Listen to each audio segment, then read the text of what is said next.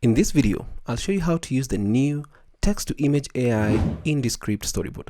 Welcome to this video. My name is David and I hope you're well wherever you are around the world. Now, for you to be able to use the text-to-image AI, you'll need to ensure that you're updated to the latest version, which is version 62 at the time of recording this video. Now, this tool is still in beta, but it's really awesome that we can now easily generate text to images, especially when you don't find a photo that you're looking for. So I'll go up to my media tab here, and from this media tab you can see your files, videos, images, and from this section you have photos, illustrations, Unsplash, and then text to image. This is a project of the folks at OpenAI that is based on DALL-E. So if I click on this, you'll see the last few images that you generated, for example, laptop with the stock market crashing, etc. What you input up here is called a prompt. A prompt is really what you're looking at, or the description of what you want that particular AI to generate. So for example, the prompt I'm going to give here is a cat sitting on a tree stump. And then on this other side, you'll see a plus kind of icon here.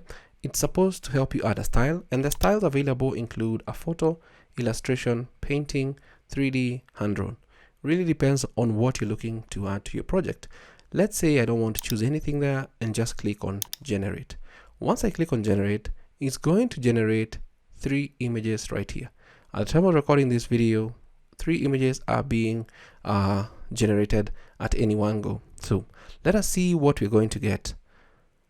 And the results look really good. So we've got this one, a cat sitting on that tree stump. This one, I think I'd go with this one.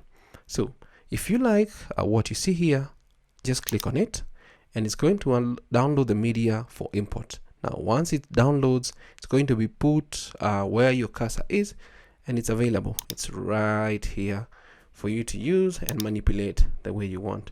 You can zoom it in, but you'll notice that even if you zoom it in too much, there are some few details missing and the face doesn't really look like that of a cat.